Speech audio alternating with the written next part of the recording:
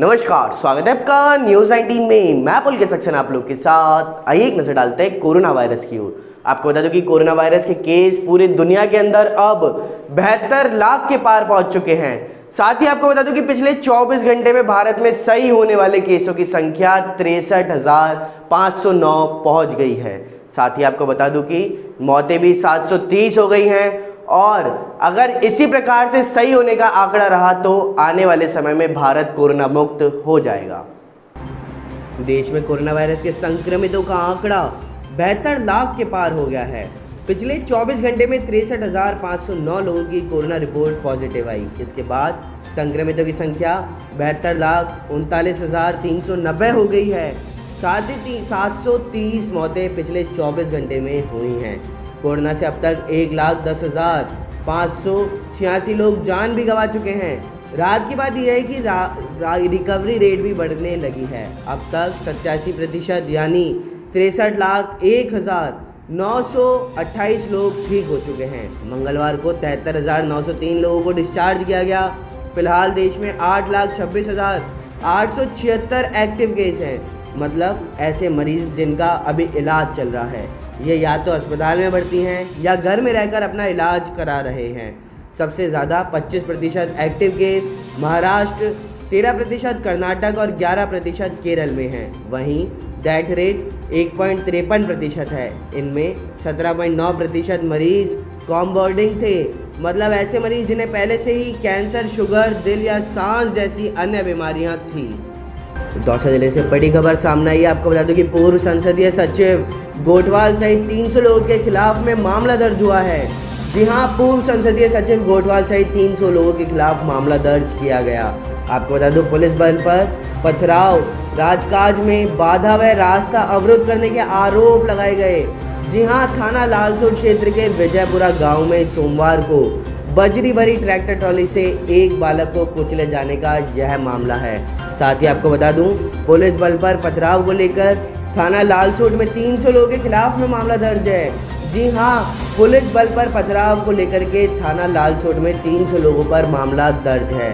साथ ही साथ चालक के खिलाफ भी पुलिस ने किया है हत्या का मामला दर्ज।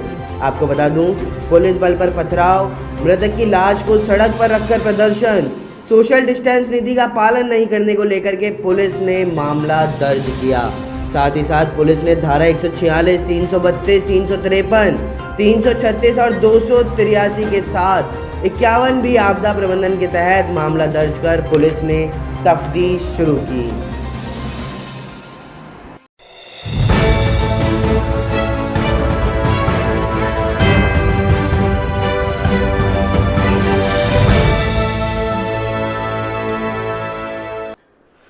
नमस्कार, स्वागत है आपका न्यूज़ 19 में। मैं पुलकित सक्सेना आप लोग के साथ। आइए एक नजर डालते हैं खास खबर की ओर।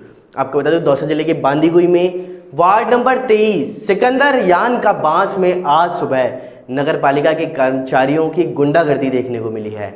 जी हां, आपको बता दूं कि नगर पालिका के कर्मचारी बिना नोटिस के एक व्यक्ति के घर में जाते हैं, उसके बाद उस जगह को खाली करने को कहते हैं, जबकि बांदीकुई सिविल कोर्ट में उस मामले पर अभी सुनवाई विचाराधीन है।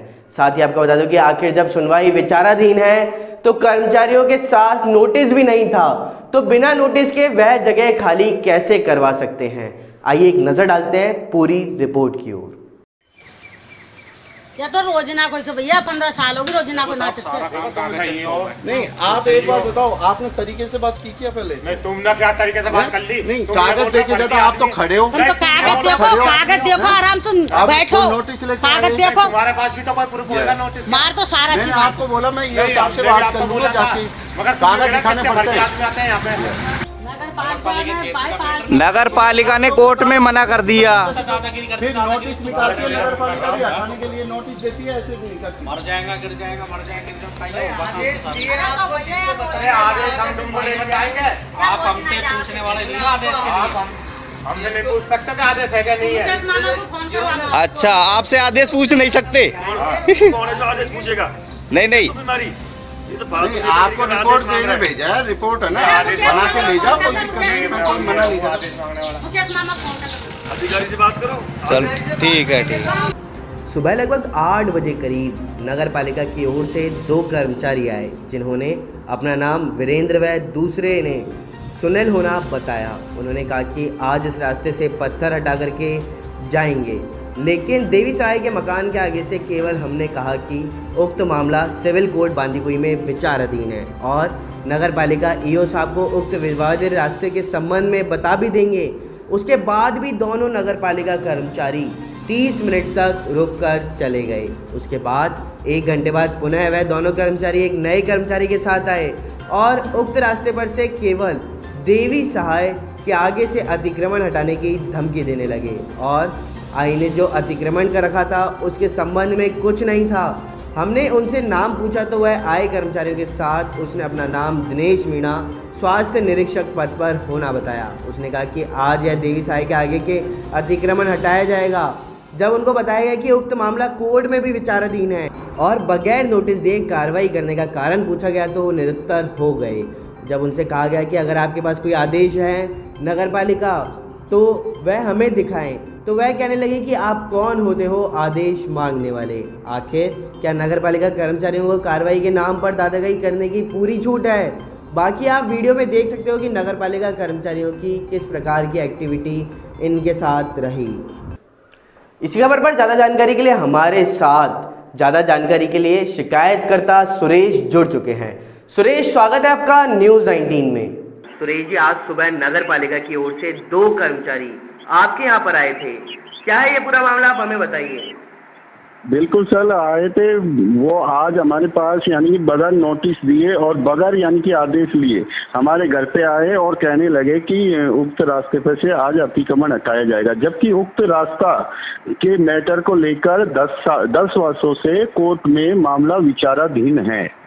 हमने उनको बोला कि भाई मामला विचाराधीन है तो आप ऐसे कैसे आए हो, तो और फिर मैंने उनको कहा कि ठीक है, अगर आपको नगर पालिका की ओर से भेजा गया है तो मैं सुबह 10 बजे ईओ साहब से बातचीत कर लूंगा, आपके जो अधिकारी है ईओ साहब उनसे बातचीत कर लूंगा। लेकिन उसके बाद जब मामला सिविल कोर्ट बांदीकुई में विचाराधीन है तो नगर पालिका के कर्मचारियों के पास में कोई सरकार की तरफ से ऑर्डर या नोटिस था? जी नहीं सर, ऐसा कोई नोटिस मुझको नहीं दिया गया, ना ही मुझे कोई आदेश। मैंने उनसे कहा कि ना तो मेरे पास कोई नोटिस आया है, बगैर यानी कि नोटिस के आप कैसे आगे। मैंने उनसे कहा अगर आपके पास आदेश है तो मुझे दिखाया जाए कि आपको आदेश दिया गया है कि भाई अतिक्रमण हटाने का। अगर आदेश दिया, मैंने कि आप कोर्ट से बड़ी थोड़ी हो भाई, अगर आपको आदेश दिया है तो आदेश दिखाओ मुझे, बगैर नोटिस के आप मेरे ऊपर कैसे कार्रवाई करोगे। वो जबरदस्ती यानी दादागिरी करने लगे। सुरेश जी, इससे तो ये साफ स्पष्ट हो रहा है कि एक तरह से गुंडागर्दी देखने को मिल रही है। बिल्कुल सर, नगर पालिका के कर्मचारी आके बिल्कुल दादागिरी, बेवजह दादागिरी कर रहे थे। यानी कि मैंने उनसे ना कि उन्होंने मेरे से कोई कागज डॉक्यूमेंट्स जानने की कोशिश की, आते ही सिर्फ अपनी टीम को फोन करने लगे और कहने लगे जेसीबी बुला रहे हैं और पूरी टीम आ रही है और आज ये रास्ता खोला जाएगा चाहे कुछ भी हो जाए। इस प्रकार की दादागिरी यानी कि ये लोकतंत्र में पता नहीं कैसे, मेरी समझ में ये नहीं आया कि ये नगर पालिका के कर्मचारी थे या अन्य व्यक्ति। उनकी हरकतों से कभी लग ही नहीं रहा था वो सरकारी कर्मचारी है। तो सुरेश जी, इस मामले की शिकायत आपने उच्च अधिकारियों को करी? बिल्कुल सर, मैंने 10 बजे के बाद मैं ईओ साहब से मिला, ईओ साहब से मैंने बातचीत की, पूरा प्रकरण की जानकारी ईओ साहब को बताई गई और इसकी रिपोर्ट मैंने 181 पे भी डाली है और अपने माननीय श्री अशोक गहलोत जी को भी मैंने एक रजिस्टर्ड लेटर भी भेजा है और उनको ट्वीट भी किया है इस मैटर पे। तो सुरेश जी, जैसा कि आप अभी बता रहे हो कि 1 घंटे बाद में नगर पालिका के कर्मचारी वापस आए थे, तब उनका क्या कहना था? हाँ जी सर, मैंने जब उनको हमने बोला ईओ साहब से हम बातचीत कर लेंगे तो वो 30 मिनट खड़े रह के वहाँ पे चले गए। फिर यानी कि वो एक अन्यत्र अधिकारी के साथ आए कि ये हमारे अधिकारी है, इनसे बात करो। तो मैंने उनसे कहा कि भाई आपका नाम क्या है, शुभ नाम बताइए। उन्होंने अपना नाम दिनेश मीणा बताया और स्वास्थ्य निरीक्षक पद पे होने बताया। उन्होंने कहा कि हाँ, जब हमने उनसे कहा कि भाई ठीक है आप क्यों आए हो, कि ये रास्ता खोला जाएगा आज। मैंने कि ऐसे कैसे खोला जाएगा, कोर्ट में मामला विचाराधीन 10 वर्षों से, तो आप इस प्रकार की बगैर नोटिस के हमारे ऊपर कार्रवाई कैसे करोगे। और अगर आपके पास कोई आदेश है खोलने का तो हमें दिखाया जाए। तो दिनेश मीणा अधिकारी ने बोला कि आप कौन होते हो इनके आदेश मांगने वाले। ये इस प्रकार यानी ये एक कर्मचारी, सरकारी कर्मचारी की भाषा बोल रहे हैं, ये एक गुंडागर्दी की भाषा, सरेआम गुंडागर्दी की भाषा बोल रहे थे। इस खबर पर इतना ही। देखते रहिए न्यूज़ 90। नमस्कार। आइए एक नजर डालते हैं आईपीएल की ओर। आपको बता दूं कि कल आईपीएल के बेहद रोमांचक मुकाबले में सनराइजर्स हैदराबाद और चेन्नई सुपर किंग्स के बीच खेले गए मुकाबले में सनराइजर्स हैदराबाद को 20 रनों से मात मिली है। जी हां, चेन्नई सुपर किंग्स ने सनराइजर्स हैदराबाद को 20 रनों से हरा दिया। साथ ही साथ 20 रनों से हराने के बाद में Chennai super Kings points table में 6ठे नंबर पर आ गई है। आईपीएल के 13वें सीजन के 29वें मैच में चेन्नई सुपर किंग्स ने सनराइजर्स हैदराबाद को 20 रनों से मात दे दी। इस मैच में चेन्नई ने टॉस जीतकर पहले बल्लेबाजी का फैसला लिया और 6 विकेट से नुकसान पर 167 रनों का स्कोर खड़ा किया। इसके जवाब में सनराइजर्स हैदराबाद 8 विकेट के नुकसान पर 147 रन ही बना सकी। इसी के साथ चेन्नई सुपर किंग्स की 8 मैचों में यह तीसरी जीत है। सीएसके के 0.39 नेट रेट रन रेट होने से 6 अंक के साथ पॉइंट टेबल में 6ठे स्थान पर पहुंच गई है। चेन्नई के 6ठे स्थान पर आने से राजस्थान रॉयल्स 7वें नंबर पर खिसक गई। वहीं आईपीएल 2020 की पॉइंट टेबल में अब तक मुंबई इंडियंस 7 मैच में 5 जीत के साथ टॉप पर है। मुंबई इंडियंस के 10 पॉइंट है और नेट रन रेट प्लस 1.327 है। वहीं मुंबई को कड़ी टक्कर देते हुए दिल्ली कैपिटल्स दूसरे नंबर पर है। दिल्ली ने भी अब तक 7 मैचों में 5 मैचों में जीत हासिल की है। वहीं दिल्ली के अंक भी अभी 10 हैं, लेकिन उनका नेट रन रेट प्लस 1.038 है। आइए एक नजर डालते हैं हाथरस कांड की ओर। आपको बता दूं कि हाथरस कांड में सीबीआई ने पीड़ित के परिवार से यानी पीड़ित के भाई से 4 घंटे तक पूछताछ की है। साथ ही साथ वहां से साक्ष्य भी जुटाए गए। आपको बता दूं हाथरस कांड में सीबीआई ने पीड़िता के भाई से 4 घंटे पूछताछ की है। साथ ही साक्ष्य हाथरस भी जुटाए गए। उत्तर प्रदेश के हाथरस में गैंगरेप और हत्या मामले में सीबीआई ने पहले दिन मंगलवार को तेजी से जांच शुरू कर दी। इस दौरान सीबीआई टीम ने घटनास्थल पर मुआयना किया और साक्ष्य भी जुटाए। वहीं पीड़ित परिवार के लोगों से भी पूछताछ की गई। इस दौरान सीबीआई की टीम पीड़िता के भाई को साथ लेकर गई है। उससे करीब 4 घंटे की पूछताछ भी की गई। पीड़िता की चप्पल और घर से सफ़ेद रंग की प्लास्टिक की कैन साथ ले गए। जानकारी के अनुसार दाह संस्कार स्थल पर जिस सफ़ेद कैन से ज्वलनशील पदार्थ पीड़िता की चिता पर डालकर जलाया गया था, सीबीआई टीम वही प्लास्टिक की कैन साथ ले गई। इससे पहले सुबह करीब 11:30 बजे सीबीआई टीम ने घटनास्थल पर पहुंच करके लगभग 2.5 घंटे तक मुआयना किया। टीम दाह संस्कार स्थल पर करीब 30 मिनट तक बारीकी से जांच कर लिफाफे में चिता की राख के साथ कुछ सबूत भी ले गई। आइए एक नजर डालते हैं दौसा जिले की ओर। आपको बता दें दौसा जिले में जमीनी विवाद के चलते आधा दर्जन लोग घायल होते हुए नजर आए हैं। जमीन विवाद में आधा दर्जन लोग घायल हुए हैं। दौसा जिले के जलदाय विभाग के पास आप में जमीन विवाद में करीब आधा दर्जन लोग घायल हुए हैं। घायलों को जिला अस्पताल पहुंचाया गया, जहां पर एक व्यक्ति को गंभीर चोट के चलते जिला अस्पताल में भर्ती के लिए बाकी लोगों को प्राथमिक उपचार देने के बाद छुट्टी दे दी गई। बताया जा रहा है कि 2 पक्षों में जमीनी विवाद को लेकर के कहासुनी इतनी बढ़ गई कि लोग घायल हो गए, जिसके चलते एक पक्ष के आधा दर्जन लोगों को चोटें आई हैं, जिसकी सूचना थाना कोतवाली में पुलिस को दी गई। मौके पर पहुंची पुलिस ने घायलों को जिला अस्पताल में पहुंचाया, जहां पर एक गंभीर चोट के चलते जिला अस्पताल में भर्ती के लिए बाकी को प्राथमिक उपचार के बाद से छुट्टी कर दी गई। मामले की जांच अभी भी जारी है। किस बात पे होगी थी? सर एक हमने वो जमीन थी हमारी, उस पर गाय डांडे बांधते थे। एक मिनट भाई साहब आप बताओ तो नहीं नहीं मैं बताऊँ। हाँ जी, कोई बात नहीं थी, हमें कोई पता नहीं था।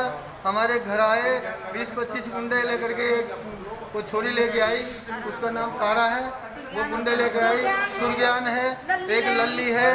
इन्होंने मिल करके हमारे साथ मारा पीटी करी है। एक गुड्डी है, इन्होंने हमारे साथ मारा पीटी करवाई है। 20 छोरे आए थे और हमारे साथ बहुत बुरी तरह मारा पीटी करी। किस बात पर हुई थी मारा पीटी, ये बताओ। जबरदस्ती हमारा कोई, हमें कोई पता ही नहीं था, हमारे तो घर आके पीट के गए। अब ये हरी सिंह नाम का एक आदमी आया था, उससे कुछ झगड़े का केस हो गया था आपस में जलदारी विभाग के पास में। तो उसके बाद उनके घर वाले 6-7 जने साथ में आए।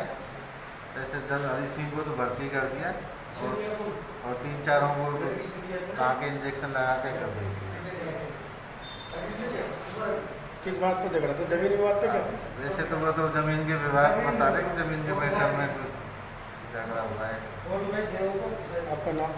मेरा नाम डॉक्टर दिनेश सिंह है। आइए एक नजर डालते हैं खास खबर की ओर। आपको बता दूं कि करौली हत्याकांड पर पीड़ित परिवार से ब्रज प्रांत के अध्यक्ष महामंडलेश्वर बाल योगी संत स्वामी प्रकाशानंद, संत सुरक्षा मिशन के राष्ट्रीय अध्यक्ष राजेंद्र व कई संत वहां पर उनसे पीड़ित परिवार से मिलने पहुंचे। करौली हत्याकांड पर पीड़ित परिवार से मिलने पहुंचे ब्रज प्रांत के अध्यक्ष महामंडलेश्वर बाल योगी संत स्वामी प्रकाशानंद व कृष्ण जन्मभूमि निर्माण न्यास के राष्ट्रीय अध्यक्ष देव मुरारी बापू संत सुरक्षा मिशन के राष्ट्रीय अध्यक्ष राजेंद्र, रघुनाथ पीठ के पीठाधीश्वर आचार्य सौरभ राघवेंद्र, संत मोहनदास जी, साध्वी सुनीता दीदी, सभी साधु संतों ने पीड़ित परिवार को ढांढस बंधाया। साथ ही राजस्थान सरकार से पीड़ित परिवार के पक्ष में सुरक्षा मुहैया कराई जाए। वह 50 लाख की राशि व एक परिवार को नौकरी और जिस भूमि के कारण उन संत ने अपनी जान गंवाई उसे भूमि की चकबंदी कर मंदिर के नाम करवाने के लिए राजस्थान सरकार से मांग की गई है। आए दिन संतों पर हो रहे अत्याचार से सहन नहीं करेंगे संत समाज।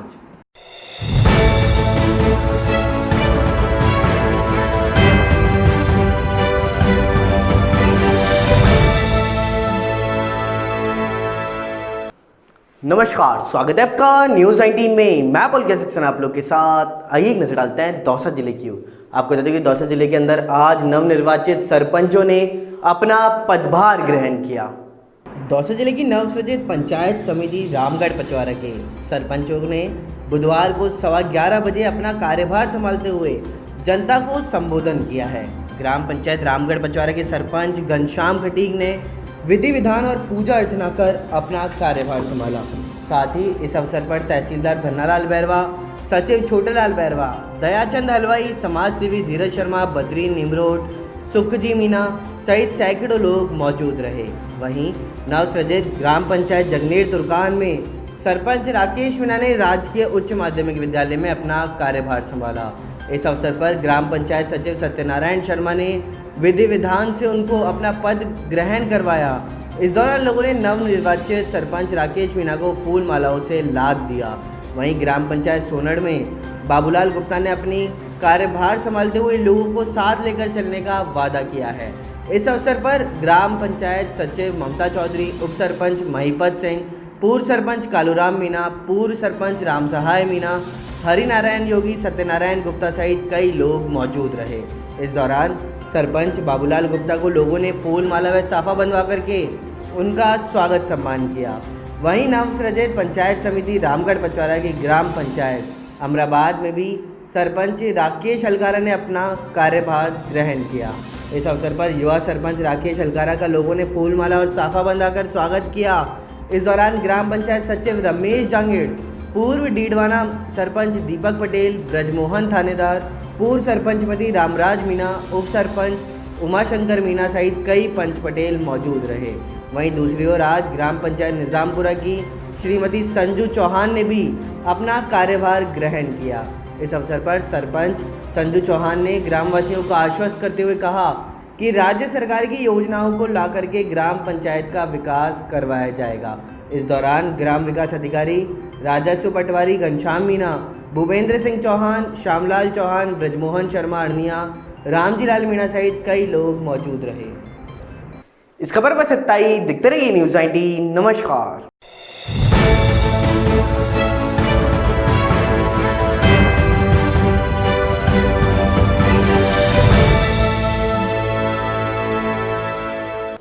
नमस्कार, स्वागत है आपका न्यूज़ 19 में। मैं बोल के सेक्शन आप लोग के साथ। आइए एक नजर डालते हैं बूंदी जिले की ओर। आपको बता दूं कि बूंदी जिले में राष्ट्रीय बालिका दिवस पर आत्मरक्षा बालिकाओं को सिखाई गई।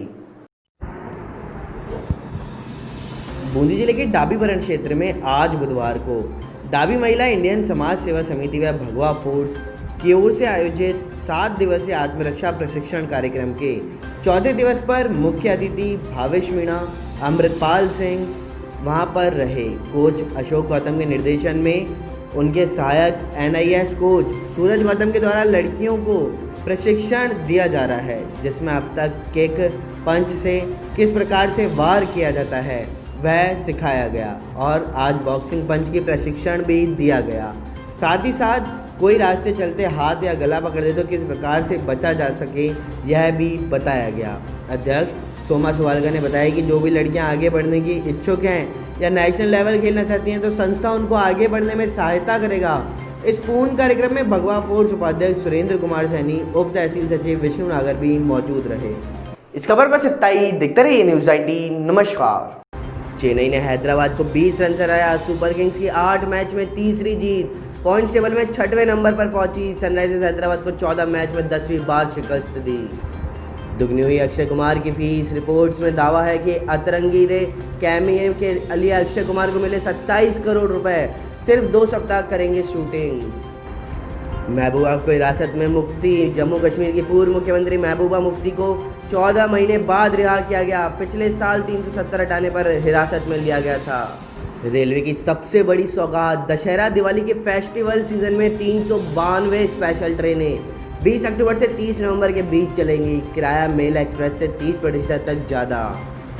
कोरोना देश लाइव में आपको बता दूं कि इलाज करा रहे मरीजों की संख्या घटकर के 8.26 लाख हुई है। 40 दिन पुरानी स्थिति में पहुंचा आंकड़ा। अब तक 72.37 लाख केस।